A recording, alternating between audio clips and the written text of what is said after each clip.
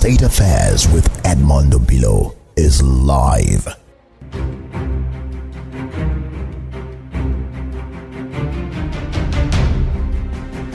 Another point you raised is that some persons treat Tinubu as God.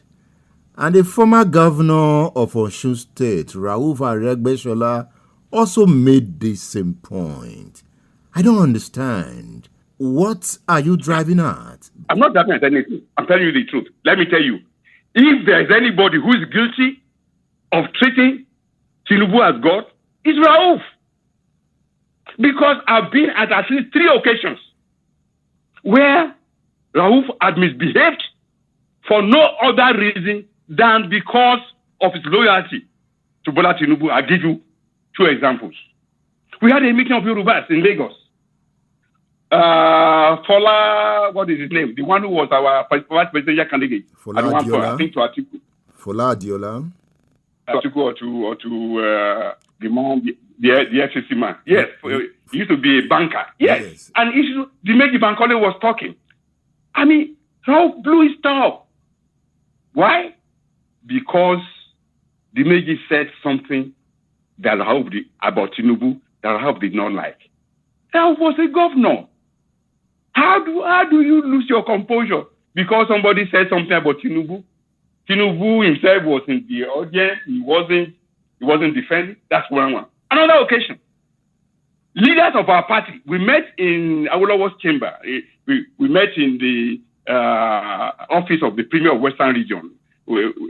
At that time, it was being occupied by my friend, Biola Ajumobi of blessed memory. And again, Osun got there, and Osun said some things about Tinubu. Tinubu was there. Tinubu kept quiet. All of us were there. Baba Kande was there. Oshoba was there, and the rest of us were there. And at the end of the day, before Osun sat down, Rauf blew his head.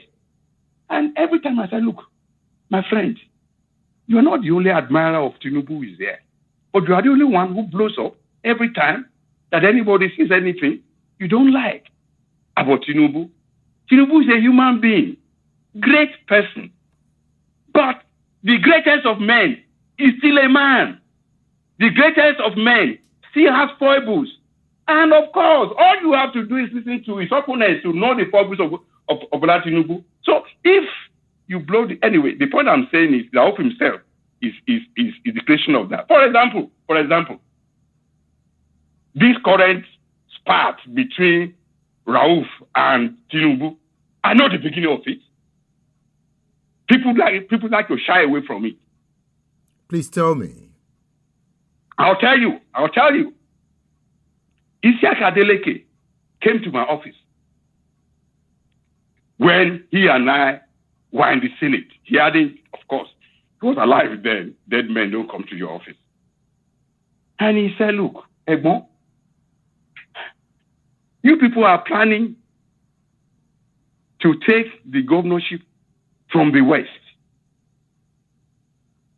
If you do it, I assure you, we will destroy this party. And I said, Cherubawon, who told you this?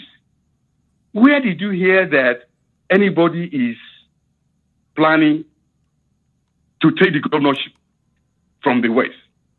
He said, look, I know you have the ears of Rauf. That's why I come to you. Please tell him that I am interested in being governor. That's Adeleke speaking now. He said, but I'm not saying they must pick me. He said, but if you don't pick somebody from the West, that is our Western senatorial zone, he said, look, we will scatter everything. So I begged him, especially by one place, we won't scatter everything. So I went to Rauf. I said, look, this is what Adeleke said, we must be careful. Rauf said, no, nobody's thinking about that. Nobody's saying that. It's even too early to start talking about who will be governor and who will not be governor. Okay? After that, other people now began to come to me and say, we hear this is what you people are planning. So again, I went to Rauf. I said, look, this is what people told me, that This is what we are going to have. He said, look, our people, they like to lie. He said, if that's the intention of Asiwaju, he would have told me. He said, if Asiwaju has such a plan, I know he will tell two people. I know he will tell Baba Kande, and I know he will tell me. I'm telling you, Egbon, he hasn't told me. So I said, but look, this thing is widespread. Everybody is saying it everywhere. Of course, I hope he's not the most patient of men. He blew up. Egbon, how can you believe liars? I'm telling you this. I said, okay, Aburo, Tori Olorun, ma binu. We let it go. And then some weeks passed by, and then the thing was persisting again. So again, I went to him. I said, look, I know you blow on me when I say this, but I must let you know. So I repeated the story that I'm told that Asiwaju wanted his brother or his cousin or his nephew, whatever they are, to be our governor. I said, let me tell you, Raouf is alive. I said, I am not opposed to Oyetola. I like Oyetola. Humble man, gentle, smart, and with considerable experience from the private sector. So I said, look, I'm not opposed to him. But if we are going to use him, we must begin to market him now, so that when the time comes, we don't have a crisis on our hands. And to market him, in my opinion, is you put him in places where he gets to be exposed to the movers and shakers of the system, those that you can call the establishment of our party. In any case, I said, let's not wait to the last moment, otherwise we'll have a crisis in our hands. This time, Ralph went to town. He was so angry at me. He said, I'm telling you, nobody can tell a lie against Asiwaju. Asiwaju doesn't have such a plan, doesn't have anything. So I said, okay, please, no matter what I hear again after this, I will never come to you again. So no matter what I had, I never went to him again. One day I was in my house in Abuja. I didn't know he was in Abuja. He called, Edmund, where are you? I said, I'm in my house. He said, please come. I said, come where? He said, I'm in Abuja. I said, so you are in your house? Okay, I'm coming. So I went to him. I got to his house. He and I sat for 4 hours. I got there, and he said, you know what, Edmund? We have a job on our hand. I said, what job? He said, Asiwaju wants Oyetola to be governor. I said, how many times did I come to you and said, this is what I was hearing? Twice! Twice! You exploded on me. Twice! I was telling you that if this is what Asiwaju wants, let's start on the job. Look, in politics, among party faithfuls, if you put Oyetola in charge of distributing rice, distributing Christmas goodies and Ramadan goodies and Ileya goodies, within 2 cycles, he becomes the favorite of the party. That's what happened to Adeoti. They tried to keep Adeoti out of the government. They put him in charge of doing all the goodies. In the process, they made Adeoti extremely popular within the party. And the man, the technocrat that you were thinking, is running the government, nobody ever saw him enough to believe that he could look at their face. So by the time the election came, honestly, Adeoti had become the one controlling most of the apparatus and structure of the party. That's the truth. Mm. So when he now told me, I said, look, I'm not no good to be a part of this, because I've told you long ago, and I said, look, you people are doing a great disservice. You, Raouf, and Bola Ahmed Tinubu, you have both done a great disservice against Oyetola, because if you knew you were going to push him, we should have been doing this job long ago. Now you are going to, you are pushed out to a point where the whole of it says he must be in the West. Ikire says he must be in the West. Bongo says he must be West. At this point now, you now want me to say, I said, look, I'm not going to be a part of it. Fortunately, I'm old enough to retire, so I'll leave all of you to face it. Raouf got up and said, Edmund, this is one time that I need you to be by my side. I'm begging you. I said, look, I will not yield to your plea. Go and tell Bola Tinubu that if we do it, we will be in trouble in Osun. I said, particularly because Chief B.C. Akande, the leader for all of us, went to the press and said, we will be just. The aspirant will come from the West. Later on, of course, for whatever reason, he also said, well, there's no zoning in democracy.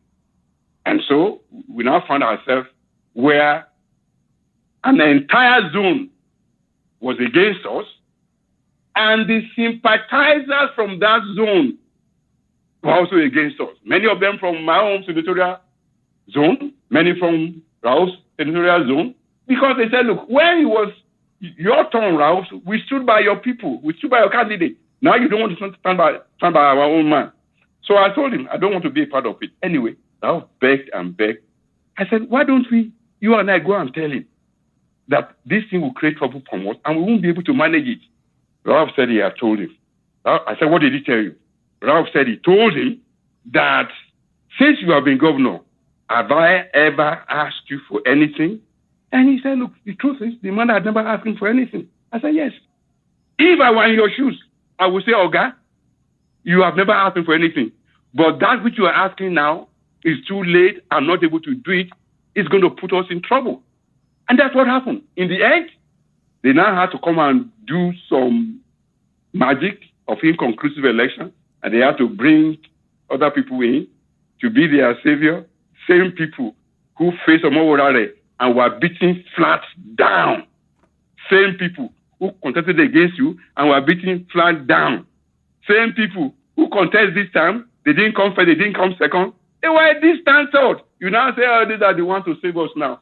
Look, there's too much. Wherever you have error, wherever you have injustice, whether you like it or not, every evil contains deceit for his own destruction. I pray to God that time heals all wounds. I pray to God that this next election, I will do my best to make sure Oyetola wins. I, in my heart of heart, believe Oyetola is a good man. I believe he is a good governor. But I don't believe that the circumstances under which he came in was fair to him. And it wasn't created by him. I believe Bola Tinubu was guilty of that. But even more than Bola Tinubu, Rauf was guilty of that. Because if I were in his shoes, hell no, I would have said, Oga, you initiate. And by now, whatever anger that would have been generated at that time would have settled down. We would have won the election for whoever our man is. Maybe at that point, instead of Oyetola being governor now, maybe he will be the one who will be in the Senate, or maybe he will be the one who will be minister. Oyetola is a talented man, but the circumstances under which he came in were such that it engendered strife within the party. Okay. And part of that, quite frankly, was self-inflicted. So how did that cause the trouble between Rauf and Tinubu? Let me tell you, when it comes to Rauf and Tinubu, if you try to get between them, you'll be making a mistake. You know? Because I was at a meeting where Bola himself said, if he was sleeping and there's a knife in the hand of Rauf, nobody should wake him up because he knows that Rauf will not stab him. So whatever happens between them now, only the two of them know. I don't know what happened.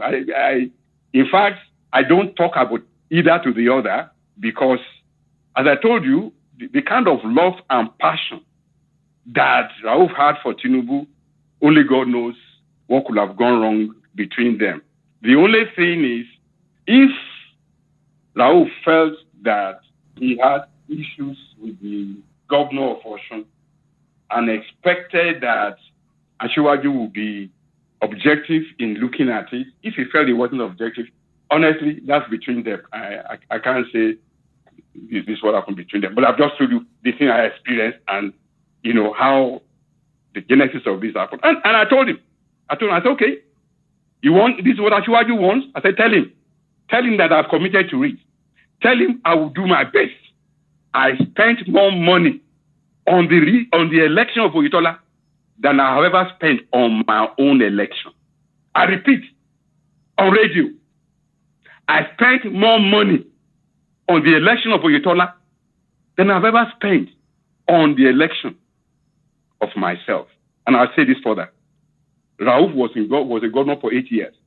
In those 8 years, not once did I ask him for a contract. Not once did I ask him for a job for anybody, whether my relative or my friend. Because if I were in that position, the system I will put in place will not allow you to come to me to ask for a job or contract. There will be process. And if you can't go through the process, that's your tough luck.